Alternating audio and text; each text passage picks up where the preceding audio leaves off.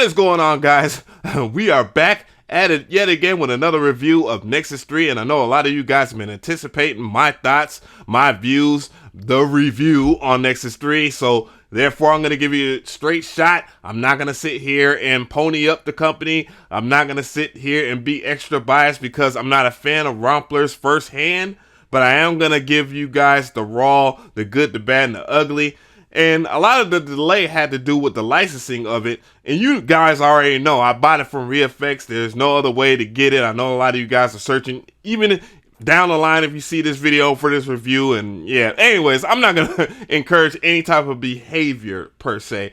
But yeah, I actually talked to the devs about some of the issues that I had, and it was resolved. A lot of it had to do with me moving from a cheap hard drive to a solid state drive that is great, especially for rompler or sample based synthesizers. So yeah, but with that, let's go ahead and get into this review because I know you waiting. Leave a comment below, you already know. So the first thing, I'm gonna play a beat, and I'm definitely doing an FL because I made a lot of Nexus beats in FL back in the day, so why not this? So let's go ahead and hear this joint. Hey.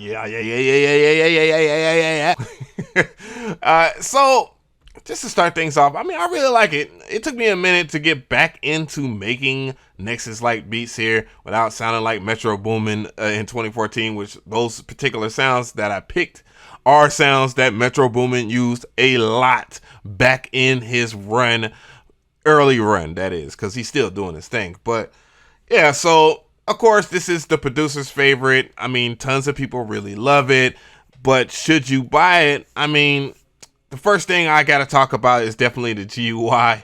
The GUI in itself, a lot of people is mixed with amongst the community, but I'm one of the people that say, yeah, it's pretty good. I mean, for the design choice, very clear, very clean, very modern, and that's one of the things I really like. Hopefully, they will bring back the special skins that they have for it, or make custom skins, and therefore making Nexus really dope. I would love to see it in purple, pink, or something like that. It would be really dope for people that are really color centric, you know, because a lot of people have an issue with that.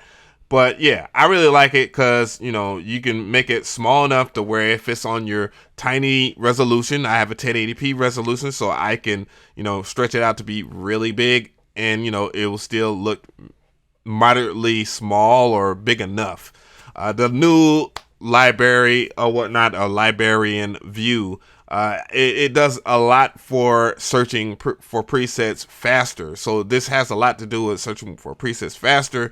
Also, no dongle. I guess that's one of the bigger plus sides of this. I've talked about that in an announcement video, and that is really good that you don't have to use a dongle. They have their own downloading portal thingy. You can log in with REFX after you purchase it, or before you purchase it, of course, and, you know, create an account through them. And then they also have their special cloud service that they have, a cloud app, and therefore you can download the software. Very easy to install. A lot of you guys struggle with installing plugins. Don't even front like you don't, because damn if you don't message me about it all the time. But other than that, though, yeah, really slick. Presets, they're hit and miss.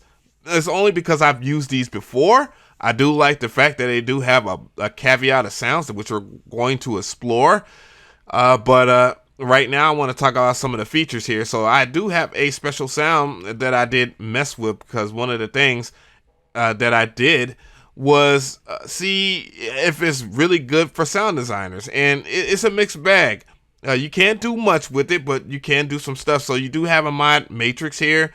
And what I did was I applied one of the user LFOs to this. This is something that you could do in Nexus 2, so it's not really brand new, but I think this is a cleaner look at things so you can understand it.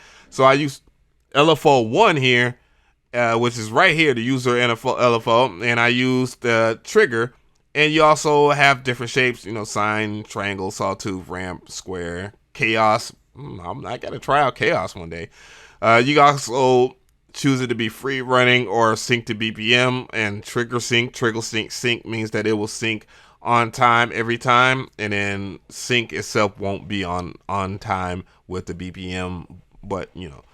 And then you could assign it right here. Of course, you have to select your LFO, which, you know, if you click on this down screen here, you have access to different things, even your CCs. So, you know, you could do a lot. And this sound is not the sound. The sound is right here, I believe. But keep going. There we go. And yeah, it's just a sawtooth right here. And let me turn this off. And I'm gonna. So it's this sound. So if I just add that back. Now you even use like the filter cutoff right here. Speaking of which, you can also save what you changed, but it's by saving preset, and it'll be one of your user presets. But if you per se want to use that sound in the future or something like that, you can favorite it right here. You can just hit the favorite button, and it'll be in your favorites for later, and then you can access it by hitting your favorites or whatnot. Moving forward, though, you have the arpeggiator, which is I guess a little different from before. I mean, having a arpeggiator on here is really good. I like it because it's more traditional to like something like Electra, and anything that's like Electra's arpeggio is really good to me. The only and then you have a transgate as well. The only bad thing I guess would be about Nexus is not very, you can't explore and create your own sounds. Even when I went to the like layers and stuff like that, I seen it had like kick, hi-hat and all that. All that's doing is like just renaming it to whatever you want, so that when you go to screens like here, it'll tell you, well, oh, that's the art. And I'm really disappointed with that. But you also you have other effects that you can mess with, all the way from delays, EQs, and all that. But you can't arrange it. It looks like you can't rearrange it. Maybe perhaps if I go right here, nope. Nexus 3 comes with 3,500 sounds, so that's pretty good as far as selection goes. You know, that's a lot, but you know, quality over quantity all day, every day. And definitely they have expansion packs for you over there, and they definitely want you to spend that money. So get ready to spend $50 on an expansion with more sounds. But more or less, I think it's very convenient and I did get the Hollywood Synth edition too, and I will talk about like my favorites from them. And as you can see, it's quite a step up from a lot of the stuff that is in the default Nexus preset banks, nonetheless. So tell me how you feel about this. Again, leave a comment below because I definitely want to hear you guys. I know a lot of you guys might be raging by my thoughts about it and all that. And this won't be the only video that I do for this plugin at all. I mean, there's some things that I have discovered that I really do like. And that means I got to talk about the pros and sum it up. So the pros of this, of course, is the large library that you get firsthand. You know, you get a whole bunch of factory sounds, and that's a great thing because if you aren't into sound design, and a lot of you guys aren't into sound design, well, you have a lot of sounds, and that's the main reason why a lot of people like Nexus 2. And, you know, Nexus 3 brings a new GUI, and the GUI benefits from this new design. Yeah, it's pretty good. And in a nutshell, they didn't really change much. The cons. So one of the cons I have is the licensing, which they said they're going to do an update on. I actually talked to the guys over there, so therefore it'll probably be a new update, or this video will be I don't know, null and void by the time I actually talk about it, but there were some licensing issues, them changing over from not using a dongle to their own download portal. But then that has to bring me to another pro, because again, when I downloaded Nexus 3 and all the stuff, I could download it. I ain't had to go through an extra installation process, and a lot of you guys need those download portals because a lot of you guys don't understand the normal concept of installing plugins, which is okay. I'm not shitting on you. But other cons, I mean, they could have added a whole bunch more to it. A lot of people compare this to Omnisphere 2, but Omnisphere 2 has a lot under the hood, while Nexus 3 only benefits from the simplicity of it. And for somebody that really likes sound design, I really can't get into it that much. Just a little bit. There is some signs of sound design, but not to the extent that I like. So I would wish in the future that they will open it up so you could do a lot more sound design, like pick out certain ROMs of sounds or PCMs or however you want to call it, so you can actually build a sound from scratch, and that would be dope. I don't want to use the presets per se to design sounds, but you can do that as well, and I'll do that in another video. Do I give this the stamp of approval? I say about half. I mean, for the most part, not much has changed outside of the fact that they just updated this for people that have the Catalina OS on Mac. That's the only reason why they did this update. Sorry.